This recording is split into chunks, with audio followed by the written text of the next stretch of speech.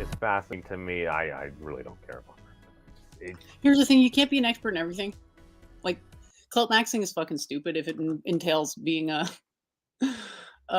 supposed jack of all trades with regards to this stuff. I think it's fine to have zero opinion on that stuff. I thought it was super cool that we got to have that guest. I It was a do. little Well, weird. I He just noticed literally they monologued, dude. He monologued for like almost 3 hours. well It was nuts. it is well see that's the thing. It is a fascinating topic because and even Duva was going back and forth and what you all were talking about. It sounded like something like there was one Wolfram live stream where they were talking about the blockchain and they were working with one of these companies or something. It's like an 8-hour stream.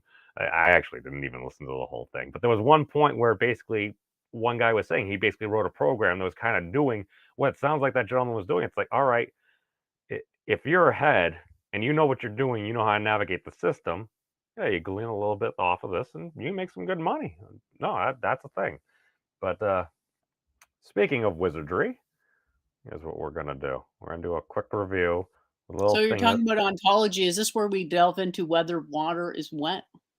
And then everybody gets even more annoyed with me because I have to let everyone know that it isn't. I kind of agree with you. But on to more or less controversial things. There's a video I did from yesterday. Yes. Professor Steve Wolfram, level 40 computational wizard. Okay, full disclosure, I'm totally memeing Steve Wolfram into basically Dumbledore because I view like the Wolfram Summer School and stuff like that. I feel it as like the technical or they're technomancers essentially, like technological wizards. It's a school of technological wizardry and stuff. I'm memeing him into Dumbledore. What comes next? It might even we'll get there when we go there. But you for drill now, down, you find those I was thinking primitives, of you. often very abstract primitives, that are underneath the big blobby mess, and then you build back up again, and then you realize it isn't so big and blobby after all. There's actually ways you can structure it and ways you can make a lot of progress in understanding what's going on and building useful things from it. And that's been, for me personally, that's been very much my personal sort of discovery and invention workflow. So, but I think it's a fair observation that computational language basically like being a wizard. This sort of downgrading of the tool builders, at least by the quotes intellectuals. I mean, to be clear, tool building is a deeply intellectual activity, just a little different from the kind of intellectual Potter and stuff. And he's like, "Oh, was it being the British, the glasses and stuff like that?" I'm like, those are totally stereotypical things. I'm not gonna say no, but it's also because, well, if I'm gonna view this as technomancy, as like a technological wizardry, it's like, okay, well, if I'm gonna hold good old Arthur C. Clarke, any sufficiently advanced technology is indistinguishable from magic to be true.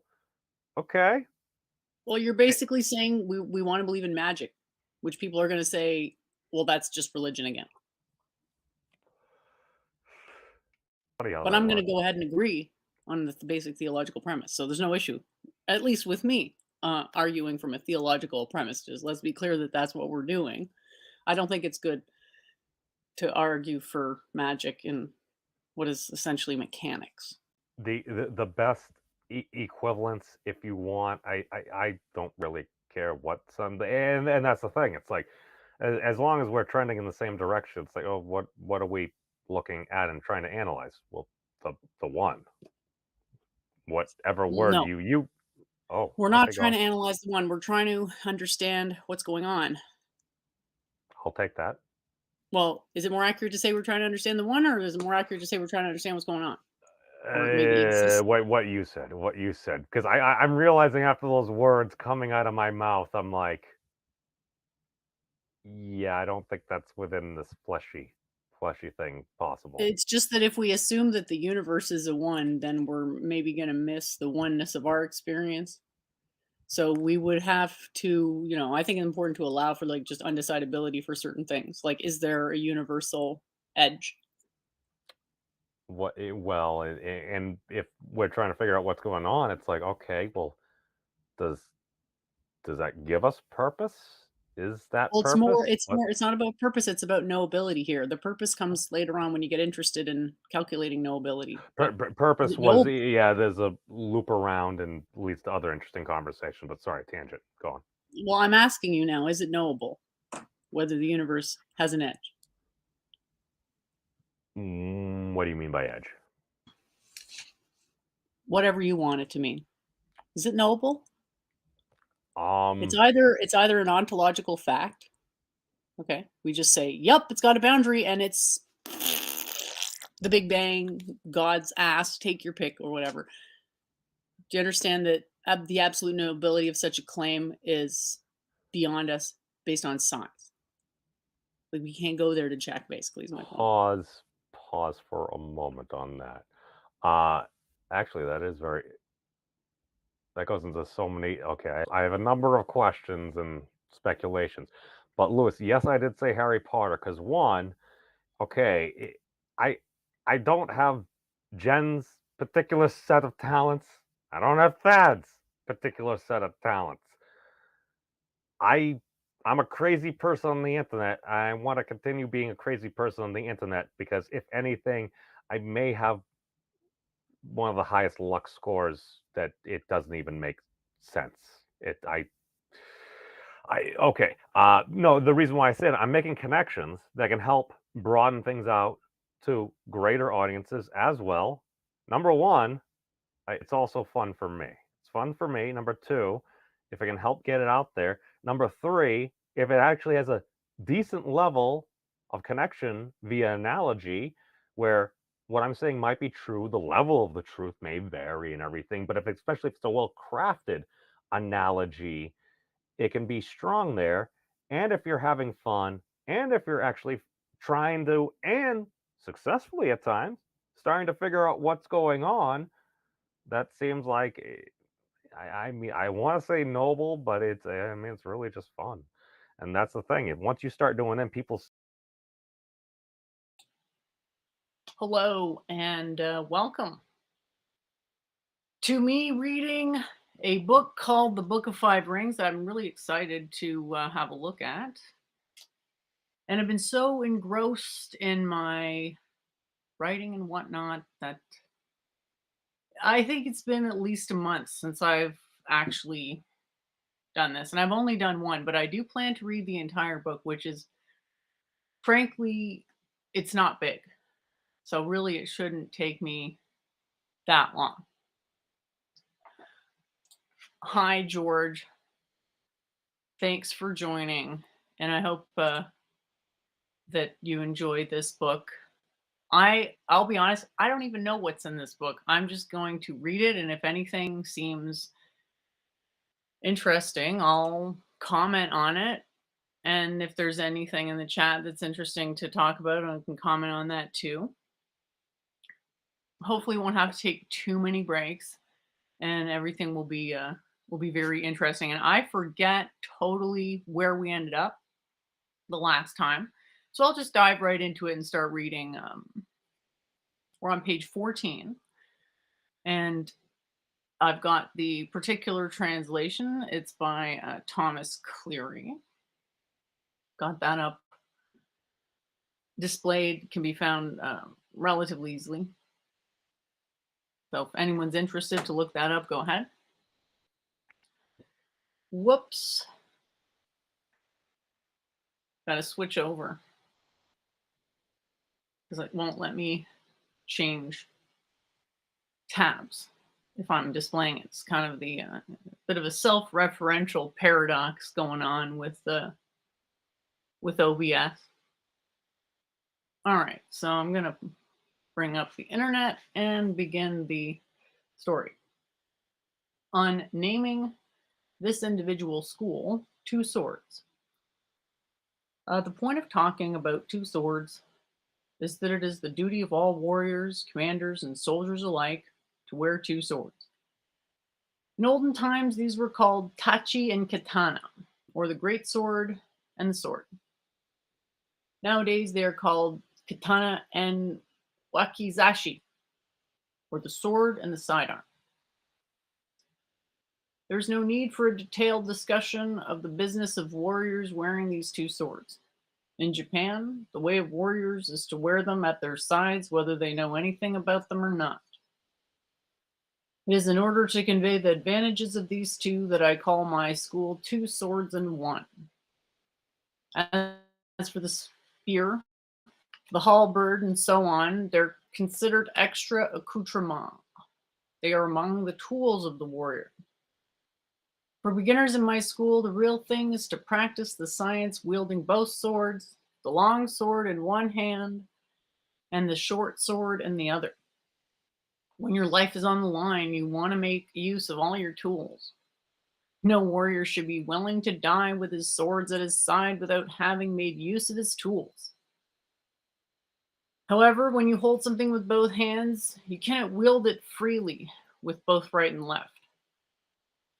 My purpose is to get you used to wielding long sword with one hand. With large weapons such as the spear and the halberd, there's no choice, but the long and short swords are both weapons that can be held in one hand. The trouble with wielding the long sword with both hands is that it is no good on horseback, no good when running hurriedly, no good on marshy ground, muddy fields, stony plains, steep roads, or crowded places. I think we've read this part before, but whatever, it's good to go over it. And George hopes this is as engaging as my normal stuff. Sure, it's nice to work on the whole solo streaming thing. It's always a bit daunting, but I need to work on my communication skills clearly. The trouble with wielding the long sword with both hands is that it is no good on horseback, no good when running hurriedly, no good on marshy ground, muddy fields, stony plains, steep roads, and crowded places. Okay. So a bit verbose, but still one gets the sense that there's a theme here, which, sidebar, has been a problem with my writing so far. When you have a bow or spear in your left hand, or whatever other weapon you're wielding, in any case, you use the long sword with one hand. Therefore, to wield the long sword with both hands is not the true way. When it is impossible to strike a killing blow using just one hand, then use two hands to do it. It should not require effort.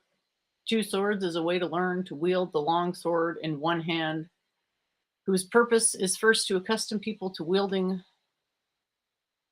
the long sword in one hand. Okay.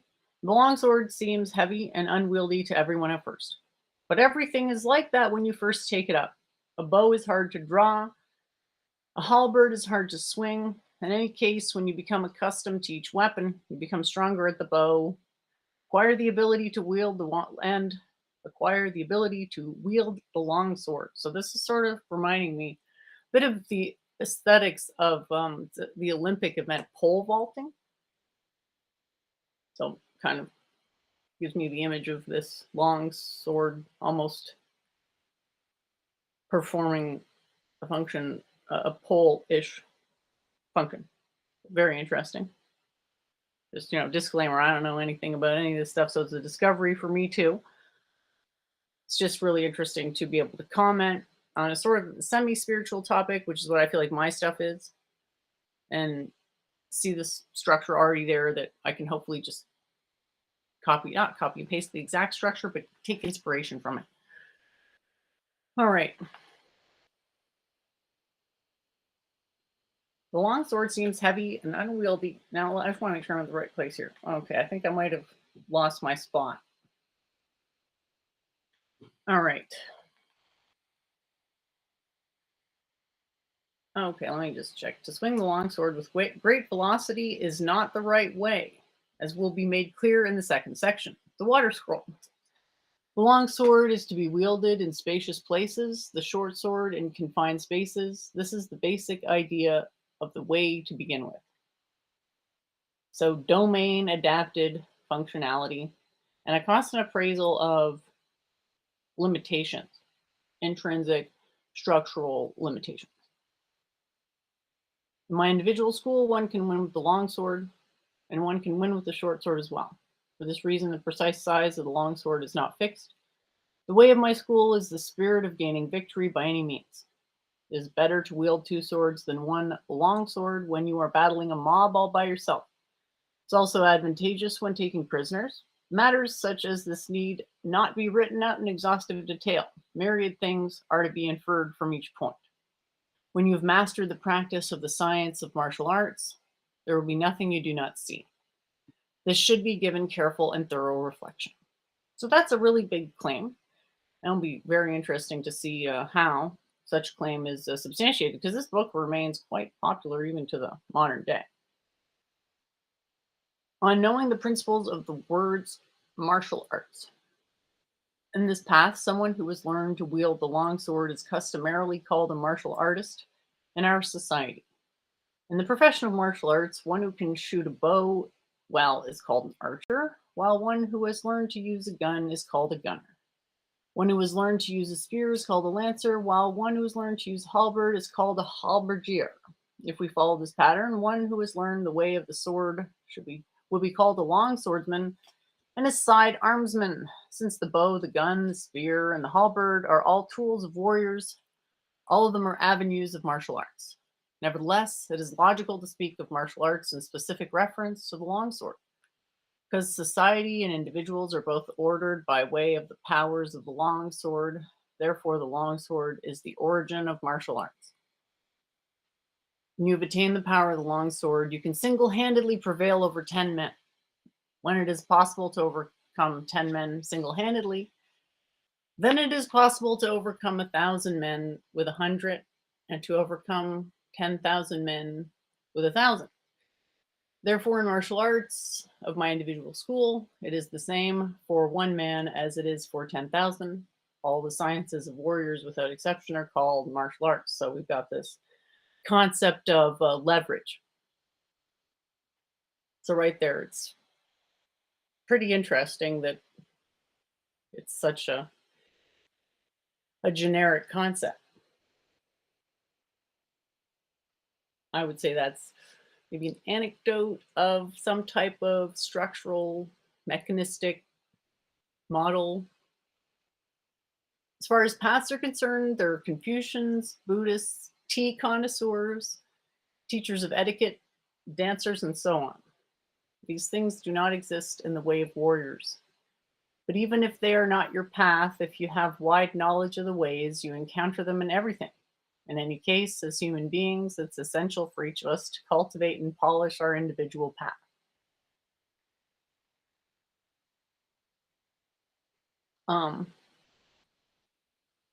Welcome, Kyle Fan, Tinkle, Tink, George,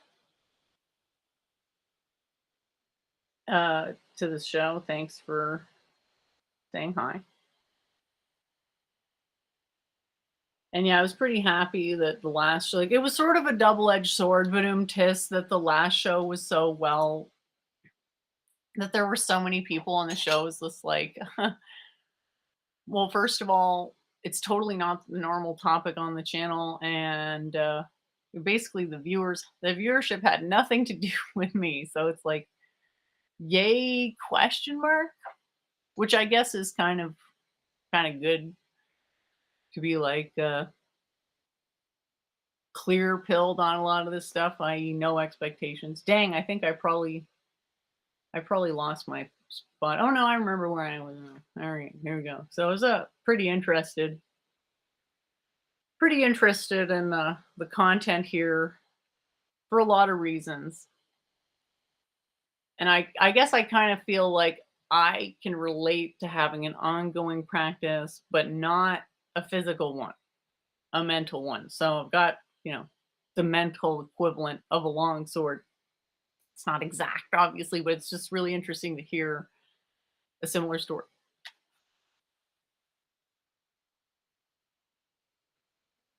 In any case, as human beings, it's essential for us For each of us to cultivate and polish our individual path, on knowing the advantages of weapons and martial arts.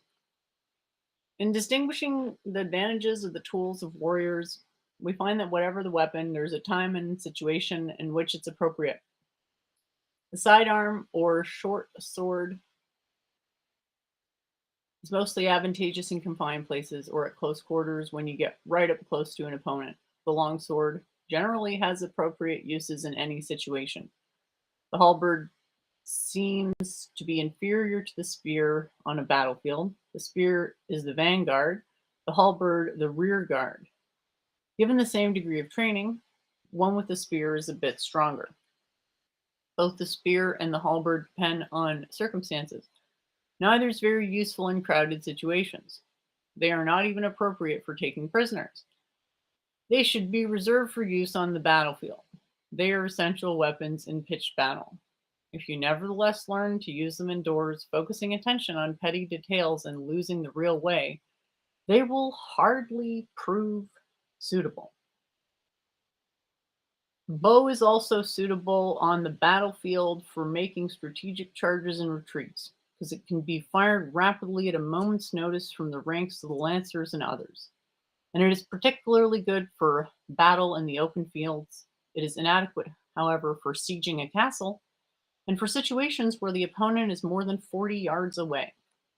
In the present age, not only the bow, but also the other arts have more flowers than fruit. I gotta write that one down. That's an apt. I guess. I mean, it's definitely a literary device. It may be a metaphor. And who knows? We all know I'm a bit shaky on that. And we all know, well, the long-term fans of the show remember I was shaky on sound versus ballad for like a year or so. That's pretty much standard. But once the knowledge is there, whew, it's solid.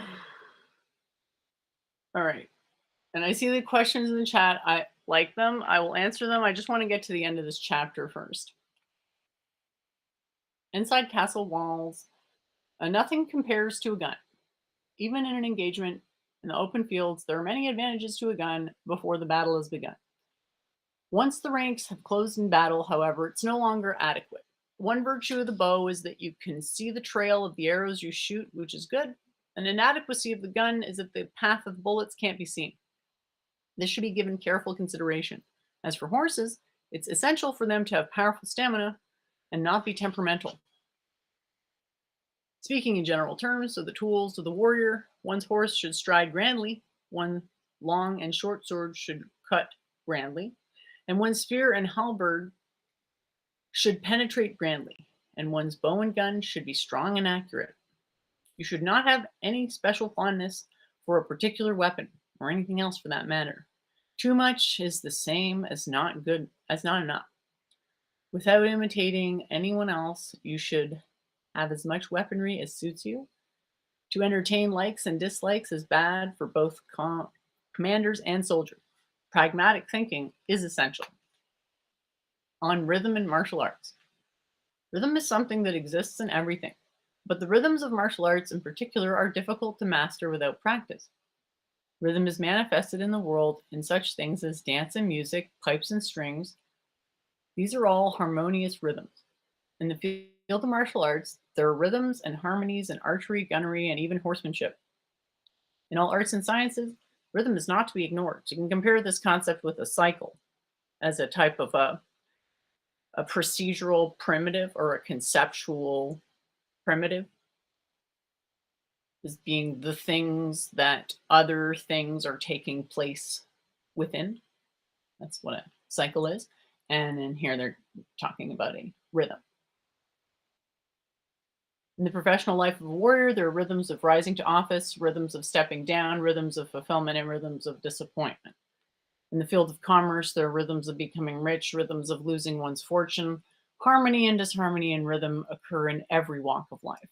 It is imperative to distinguish carefully between the rhythms of flourishing and the rhythms of decline in every single thing. The rhythms of the martial arts are varied. First, know the right rhythms and understand the wrong rhythms, and discern the appropriate rhythms from among great and small and slow and fast rhythms. know the rhythms of spatial relations, and know the rhythms of reversal. These matters are specialties of martial science. Unless you understand these rhythms of reversal, your martial artistry will not be reliable. The way to win in a battle, according to military science, is to know the rhythms of the specific opponents and use rhythms that your opponents do not expect, producing formless rhythms from rhythms of wisdom. So, I'm sort of inspired in a way because it's like, yeah, it can be done, but at the same time, it's a bit disheartening because, like, I just don't even know if I can cite something like, because like this author is citing military science, sort of just taking it as something that people accept exists. I mean, have I just been hanging around too many anti-realists, or am I reasonable in presuming people would be skeptical about something like this? So correct me if I'm wrong. With the science of martial arts in my individual school outlined above, by diligent practice day and night, the mind is naturally broadened, transmitting it to the world as both collective and individual military science. And I write it down for the first time in these 5 scrolls entitled Earth, Water, Fire, Wind, and Emptiness. For people who want to learn my military science, there are rules for learning the art. 1 is think of what is right and true. 2 is practice and cultivate the science. 3 is become acquainted with the arts. 4 is know the principles of the crafts. 5 is understand the harm and benefit in everything. 6, learn to see everything accurately. 7, become aware of what is not obvious. 8, be careful even in small matters. 9, do not do anything useless. Generally speaking, the science of martial arts should be practiced with such principles in mind. In this particular science, you can hardly become a master of martial arts unless you can see the immediate in a broad context. Once you've learned the principle, you should not be defeated even in individual combat against 20 or 30 opponents. First of all, keep martial arts on your mind and work diligently in a straightforward manner. Then you can win with your hands, and you can also defeat people by seeing with your eyes. Furthermore, when you refine your practice to the point where you attain freedom of the whole body, then you can overcome people by means of your body. And since your mind is trained in this science, you can also overcome people by means of mind. When you reach this point, how could you be defeated by others? Also, large-scale military science is a matter of winning at keeping good people, winning at employing large numbers of people, winning at correctness of personal conduct, winning at governing nations, winning at taking care of the populace, winning at carrying out customary social observances. In whatever field of endeavor, knowledge of how to avoid losing out to others, how to help oneself, and how to enhance one's honor is part of military science. So yeah, at this point, I probably wouldn't be pursuing this this level of, I guess you could call it metaphysics. I'd probably just want to keep it to stuff that would be immediately recognizable as hopefully relevant. And I really like a lot of these sword stories, and I think they're relevant to maybe business, but in a general approach to, there may be diminishing returns in modeling social interactions with this degree of aggression. So, interesting model, cool idea, but I just kind of feel like even the warrior's not really, the end for the warrior isn't really Warcraft either.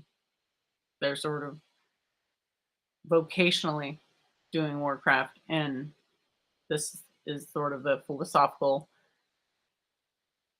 there is a philosophical element, and this book indicates that, you know, the Warcraft or the swordcraft is just a means for embodying these 5, this way of 5 rings. So there's a question in the chat that I'll get to before I keep going, which is, what do I think about God with a greater intelligence? So I have pretty, honestly, I have pretty like, I don't want to say complicated opinions on God, but like, I kind of, I don't feel it's appropriate to go over the extent of my opinions. It's like, obviously, when you've thought about stuff for, put as much attention on the stuff for as long as I have, you're going to have, some level of opinions that I'm sort of on the fence about talking about for a lot of them, because I'm always evaluating, like, is the probability that this is going to lead to, uh, is this more likely to help big picture or not? And so that's something I got to evaluate on an ongoing basis. And I haven't really thought about that question in any great detail. So I'm on the materialistic end of panpsychism. So that's more of an observable proof type of approach. Matter is observable, and observability is an aspect of certainty, not the sole criterion, but it's, especially in modernity, considered extremely important that things be observable. So, yeah, if we're going to talk about a God with a greater intelligence, we've got a problem with observability there, verifiability there. And how do we verify these things? Well, it's slightly speculative and slightly verifiable, and the verification is on the scale of the outcome of, well, do I enjoy a better state of consciousness by my own like estimation? And by other people's estimation, does the consciousness have desirable properties and so forth? So that's the basis of a observable. Like, it's not quite it's an anecdote. You could say it's maybe a little stronger than an anecdote due to the level of justification I can provide, but it's still not really something that you could get closer to proving scientifically under most definitions of what science entails. And that, on top of that, you have the issue of like people not necessarily being able to work with a scientific method. That's yet another fallacy there in presuppositional cognition, that we're able to understand or validate claims about science. Certainly doesn't appear to be the case. So there's a lot of extant opinions in the various schools that I don't feel like I'm at liberty to deviate from those opinions. So I would say whatever is expressed about intelligence, kind of defer to that, because I haven't, number one, thought about a good definition of intelligence other than just like colloquially alluding to it in a relational sense. And again, that the difference there is huge. It's the temperature thermometer distinction. Are we talking, when we're talking about a concept, are we talking about something that is like a temperature or something is like a thermometer? Because there's obviously some connection, but not clear what it is. So there's a lot of ways in which we are like both, actually. So what it ends up being is that neither is really a good model for what we are. But we can use these concepts, absolute and relative, to get a good model of language, which is really hard to do, but it is possible to get it's not a complete model. Language, theoretically has infinite permutations, can't visualize infinity, but we can get a coherent subset, like an irreducibly complex unit, and then model it accurately. And it turns on contemplating distinctions like this that seem like, well, yeah, not important, because like we want to make that inductive leap on realism or whatever you call it, where we sort of say, yeah, the temperature's right. The temperature's really telling us what we think it is. But no, that's a relative. the numbers and the temp on the thermometer, those are relative, whereas the absolute is more of a definitional claim. Thermometers can exist absent definition, whereas an absolute temperature, as in thermometer minus what equals temperature. So that's a big question. So all that to say, to answer the question, yeah, I got what I believe are fully consistent opinions about the sapiens, about divine sapiens that are non-trivial, that go beyond, well, the universe is subject to non-locality. No, non-locality is pre-observational. Observations are symmetric, so it's like pre-symmetric. So it's like supersymmetric, entanglement supersymmetric in an actual like physical sense. And so, yeah, we can make an argument of intelligence without any what you might call subjective agency as just a property of matter. And that's really what I've focused the majority of my efforts on. One can't do everything. So to turn the question around to like, well, what about, I'm forgetting exactly how it was worded here, God with a greater intelligence, like, yeah, I would affirm a lot of non-trivial personal entities as possessing greater intelligence, like Krishna-esque entities. I would affirm that, but I would also put like hashtag it's a hobby, and I'm more fine-tuned to the task of justifying panpsychism on a materiological basis, not subtly disentangling the intricacies of non-physicalist panpsychism, which would be more of a theological notion. Okay, I will just put on my previous appearance for a moment and be back shortly. See, you're having fun, and you can start making progress about figuring out what's going on. More and more people want to start to gravitate. It's just right now, a lot of the way things are set up now, it's just like you just start a dumpster fire, throw as much gas on that dumpster fire, and let it blaze. Why? Well, that's what the incentives are. But all I know is some of the best conversations I've had, even if they weren't broadcast, might be like an hour, 2, 3.5 hours or so, just with people online, just about different things, because it's like that's how we learn from one another. It's like we're bounded as individuals. Like Jen was saying, we can only know so much. Oh, and I see you there, Justin. Welcome. You're free to jump in if you want, because we're being inclusive today, and I do miss you. But I also have a show coming up soon, so I apologize. I won't stream over you. But oh God, oh no, Fizz passed out at the desk. Well, she's been gaining a lot of experience. It's totally all right, Piper. Uh, if she's away, if she wants to pop in for a couple minutes, I totally understand. She needs to do her things. I know you're very busy. Um, I mean, at this point, she needs her rest. If she happens to start secreting like a cocoon-like state or something, you might want to be careful. I just maybe quarantine. I don't know. I'm not a doctor nor Pokemon recent trainer, but yes. Oh God, where was I?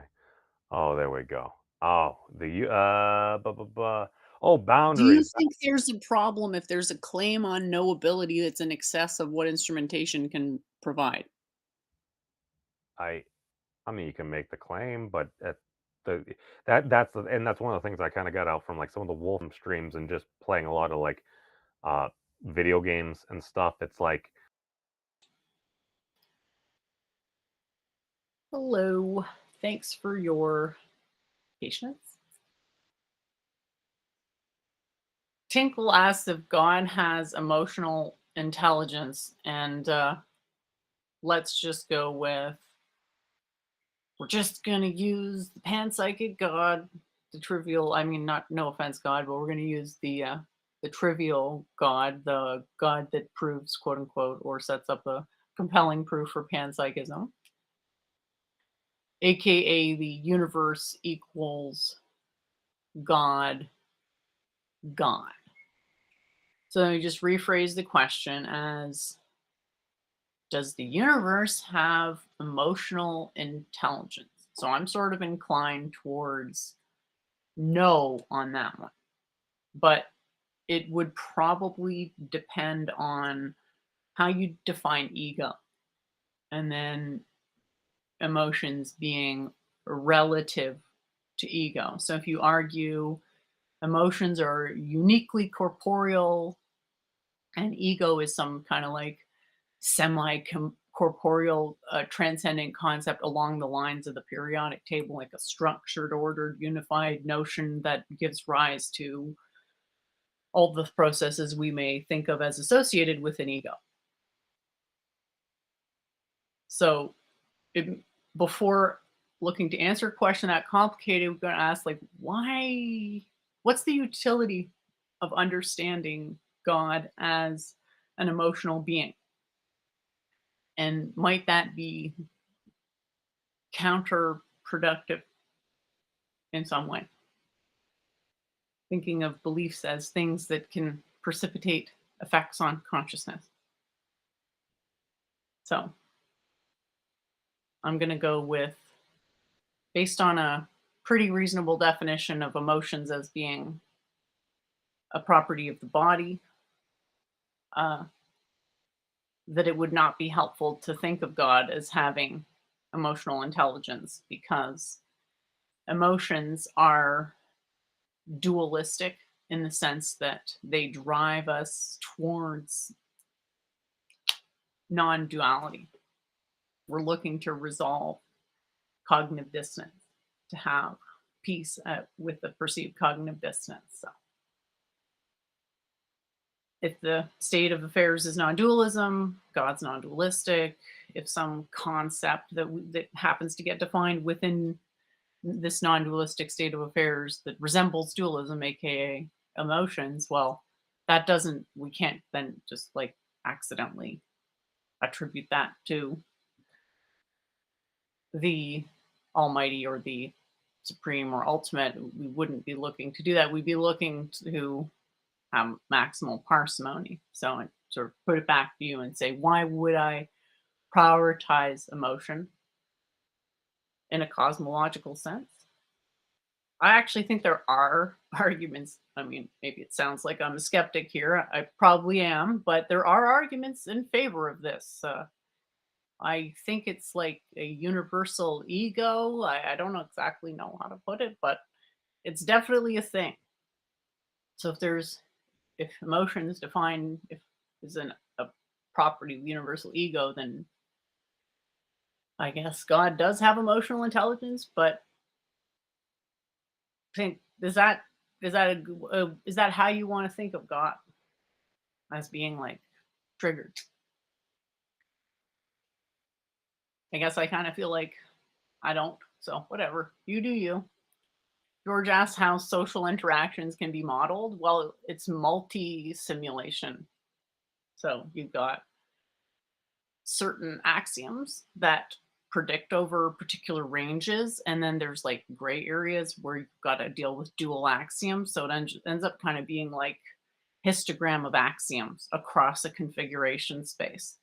So your absolute simplest sociological axiom would just be the basic the image I could sort of present you that is just an image would be a tree where a bunch of monkeys are trying to climb the same tree.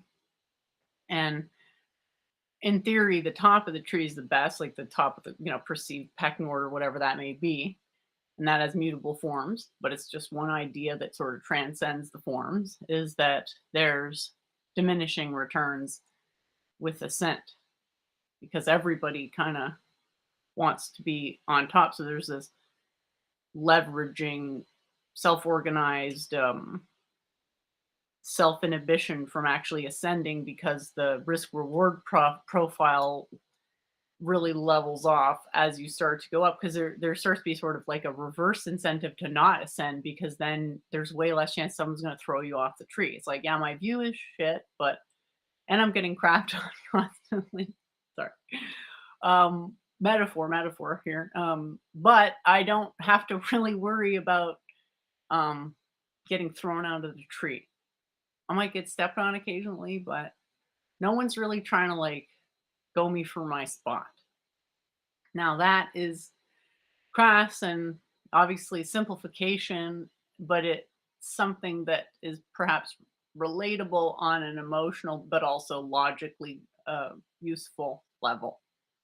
Past that, if you want to go to a technical decomposition, you go to a fundamental imperative, biological axiom, which is the simulation of a boundary between inside and the outside. Because the inside of the body, mind, body, whatever, is regulated in a completely different way than the outside.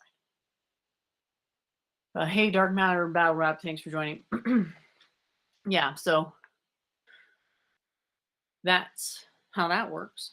We simulate this boundary, and within the boundary, you've got a standing wave, which appears as a substance, a substantial soul or self or what have you, which then has imperatives that it seeks to live up to. And the number one imperative is existence, which is not embodied because it's in sound. It goes into sound because it has a word form representation. It's I am. As in I am, it's like the cogito pretty much.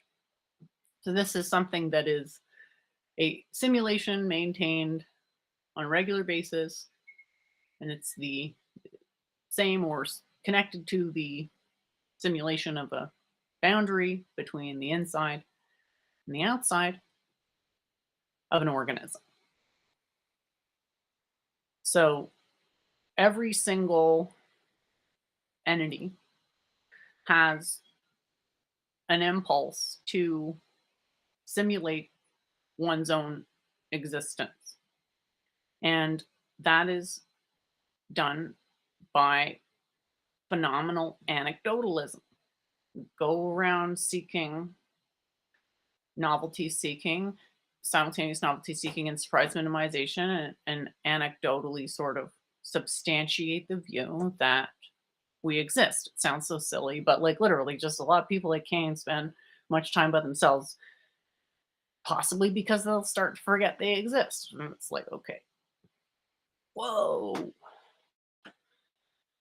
So this isn't quite a model, it's just a series of considerations. The model comes in from your own practical experience. You go into those social interactions.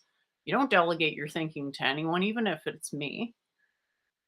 And you actually get a feel for how it works. And you understand that, yeah, there's a logic to behavior, but the least action dictates that we ought not have rational access. We ought not be presupposed to have naive rational access to the content of that information. Just the mere fact of disagreeing substantiates my claim.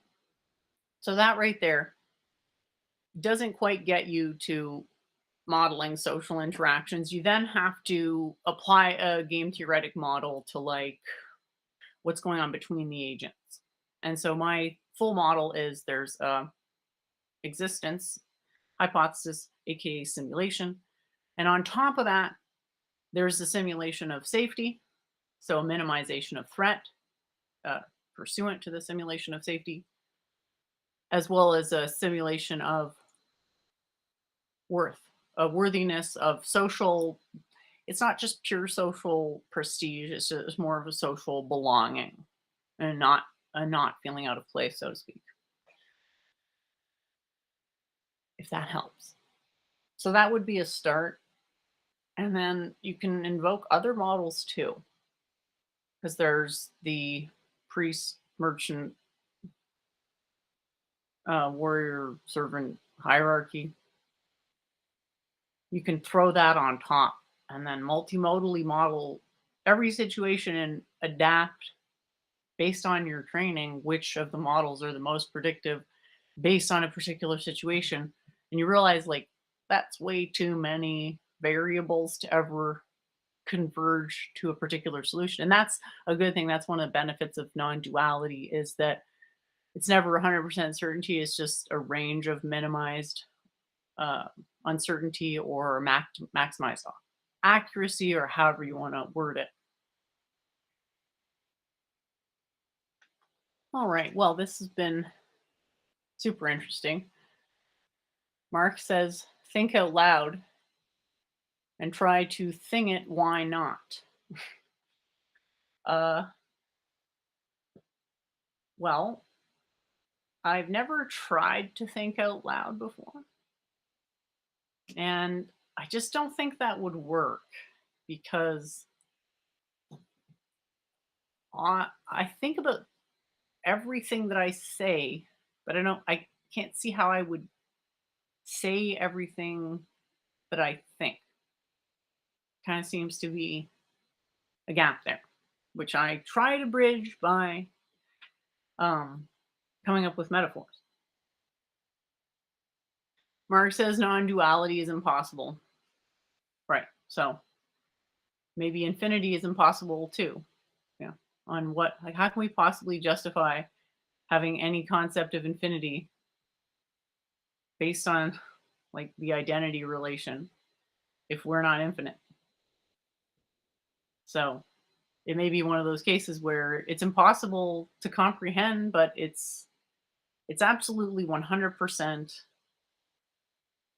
an inevitability. So a lot of the times when I'm talking on the shows, I am describing something that I remember. And I'm not really sure if it's the thing that I'm remembering either. Exactly. It's more something simulated at the time that I was inspired to mention. So what you're kind of saying sounds to me like inspire yourself. And it's like, okay, I'm not putting that on YouTube. I'm sorry. That's private. Uh like I tend to leave the door open on a lot of those questions. Like I like the uncertainty. It's something I've been training to deal with for a very long time. I've been through the phases with it where it's like, "Argh." It's like there's a hopelessness associated with the arg, I'm so insignificant.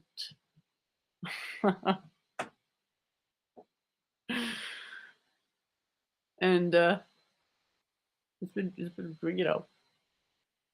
what can you say? The whole arg thing. I don't see how, like, I guess it's maybe just a private language thing that I just don't think it's intelligible.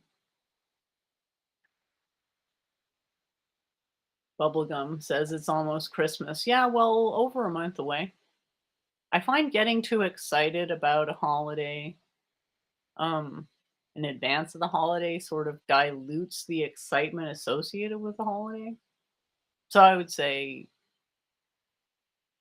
if you're looking forward to a holiday, it's more than a month away. I know it's the biggest, kind of like arguably the biggest holiday or whatever. Okay, but still.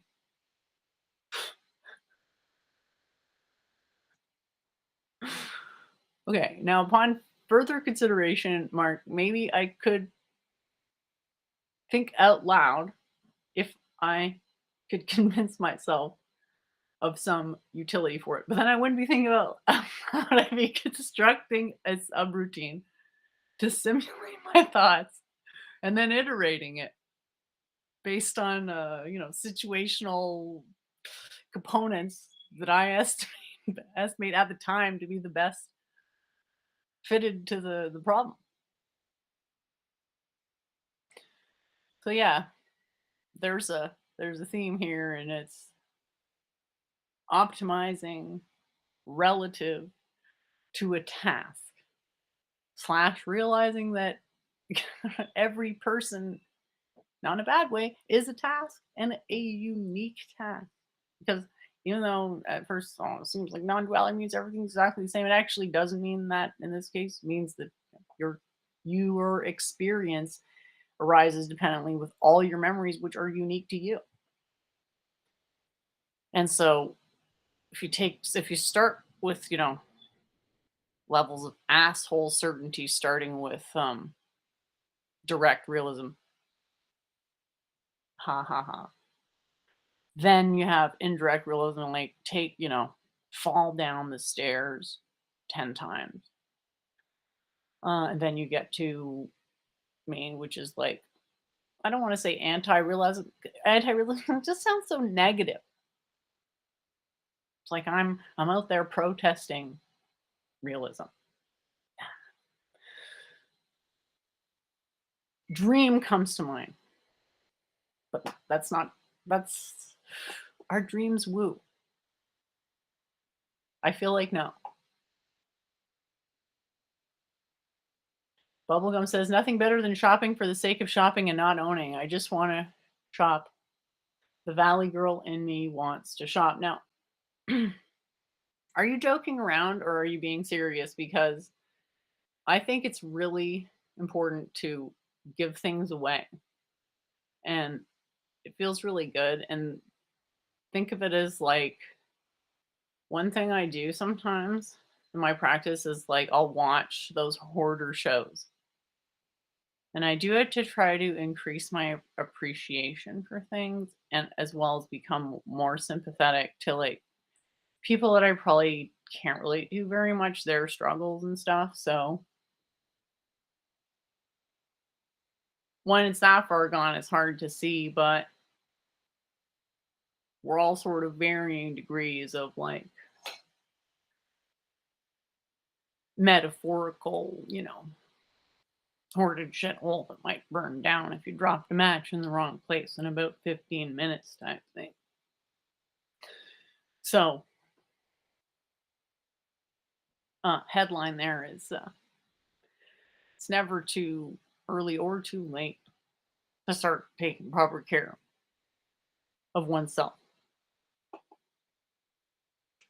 George says, what sorts of things? I'm sorry, what sorts of things? What, George? What are we talking about here? Not sure. Last thing I remember is I was talking about how good it feels to give things away. And the other day I gave away this candle holder thing that I made. Don't laugh. Is actually really fun because it took, I don't know, long enough. I don't really time things because I just think the time that it's worth isn't worth it. That may not be logical, but it didn't feel that long. It's really pretty. And the thing that was really time consuming was sorting these rocks that they're almost all the same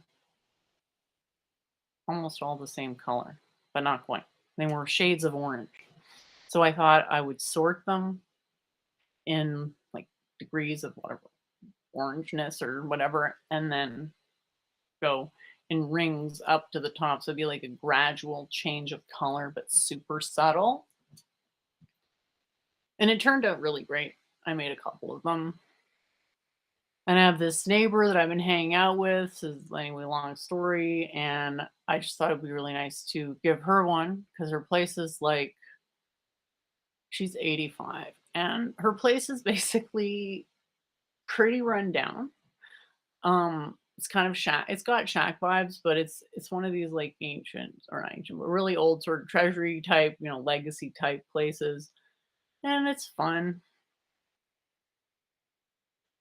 So yeah, I volunteer. I mean, you can call it volunteering. It's not like I'm sitting there thinking it's volunteering for me. I'm more appreciating the opportunity to get out of the house and socialize and whatnot. But I just thought I'd give it to her, and she texted me and saying, "Oh, it's great. It looks awesome." Blah blah, and that gave me a great feeling. probably better than the feeling, maybe not better than feeling of receiving any gift, because I think a gift to receive it can be pretty special, especially when it means something from that person, like, you know, love languages and whatnot. Shopping is enjoyable for sure.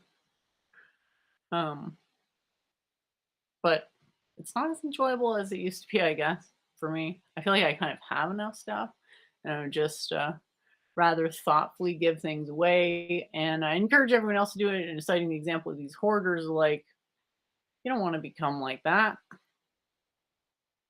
And it's becoming a problematic hoarder. That's not a hard delineation. That's a gray, that's sort of a gradual thing that happens. And as there's a heavy mental component of just unable and unwillingness to do what you might call emotional housekeeping and housekeeping in general. So yeah, volunteering is great, but I see a lot of people doing fucking mindless volunteering, trying to get their dicks wet, and it's just like you're diluting the entire thing. It's got to be in the spirit of it, and just it's like kind of like, I don't want to say donating to UNICEF, but like if all you do is donate to UNICEF and you feel like a great person because of that, you're kind of part of the problem.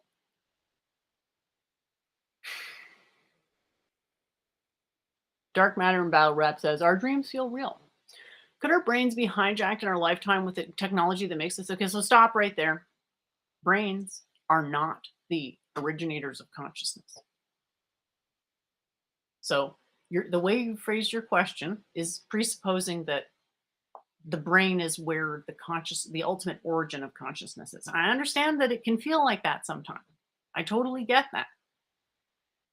But that's just not how it works. The brain is a compressor of consciousness. You got to think of it as something like fluid compression, conservation of mind type of idea.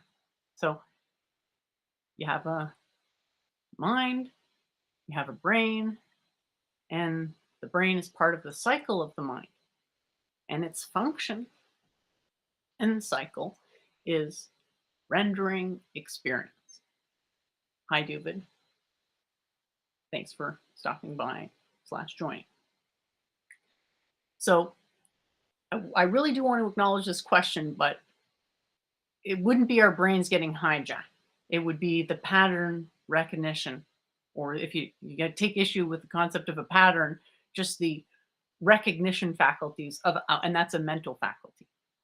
Recognition is something that the brain can turn the volume up on, like with our vision makes it easy. But the act of recognizing things is a mental process. So the sense pathways are to the brain what the brain is to the mind. And the mind it has a localized experience. Remember that simulation between the inside and the outside of the subject. That's the localized experience of mind. And also has a non-localized experience.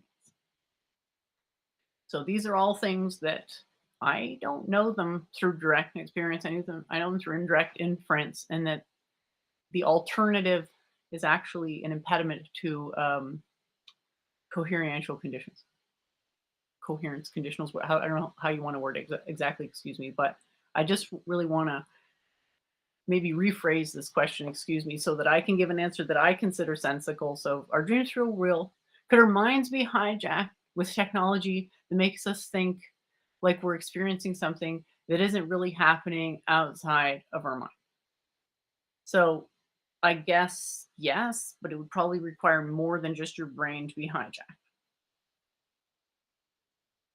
So there would, be some connection to the brain, but it wouldn't be. It would be the mind. It would be the recognition of the mind that would be hijacked.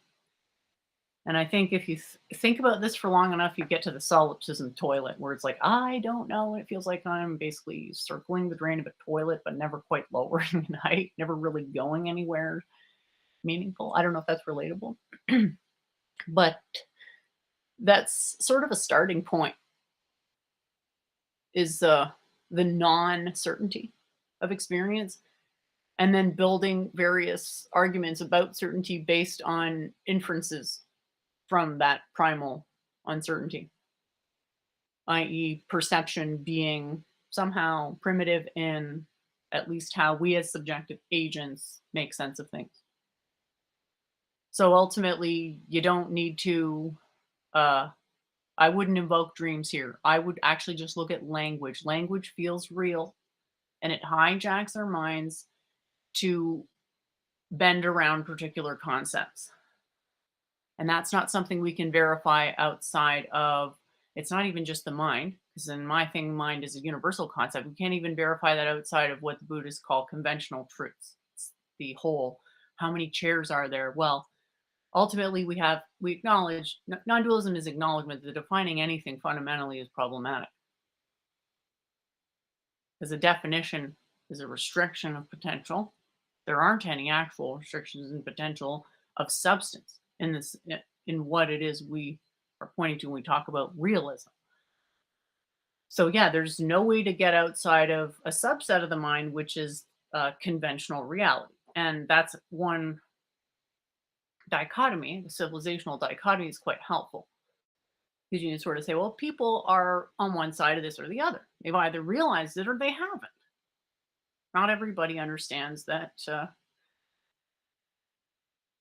language hijacks your values hierarchy such that it makes it possible to interface with civilization. So imagine being so obsessed with a math problem that you forgot what a fork was. And I know that's silly, but it's sort of the way you need to think about things, at least as possible. So what you said, dark matter and battle rap, is an argument that we would consider just fine.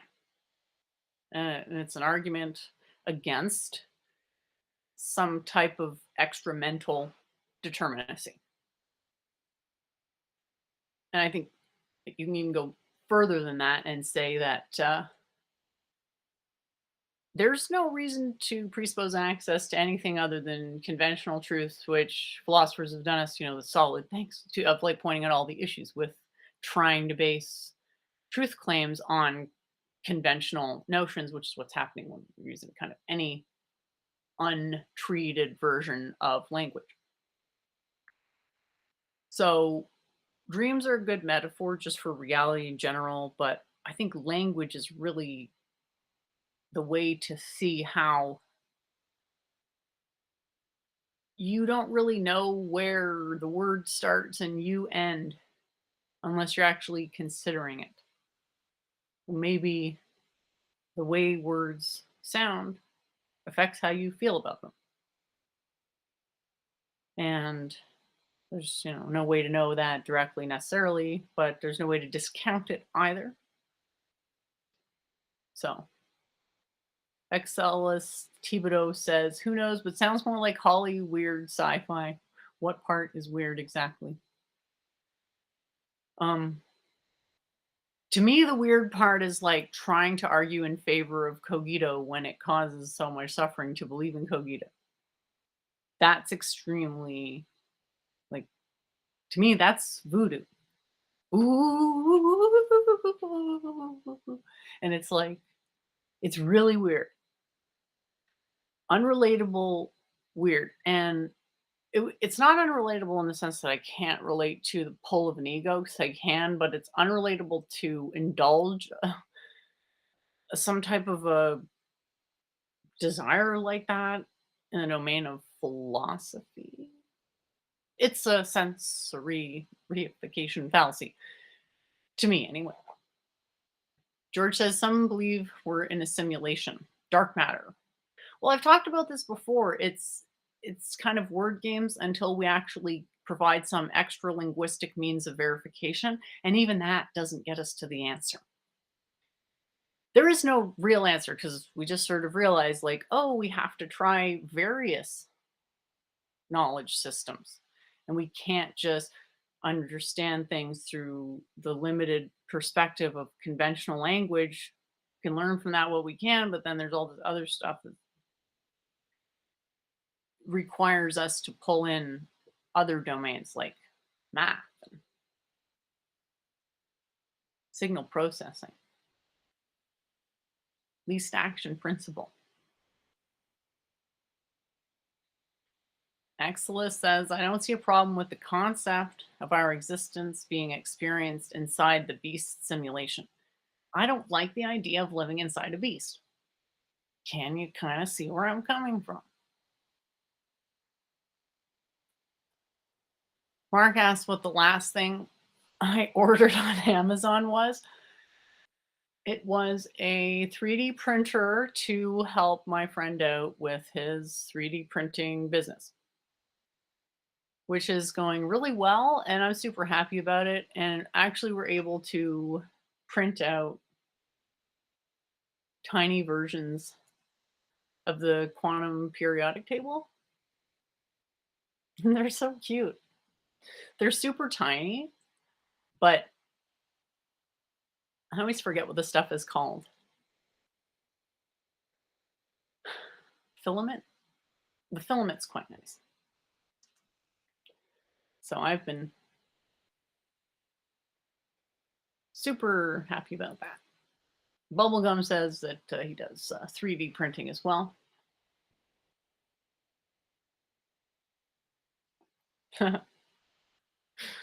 Bubbles, I'm not surprised you mess up every model at least 5 times because you haven't yet learned about excellence. And it's understandable, you know, when we're young, we have a tremendous amount of confidence. But is it warranted?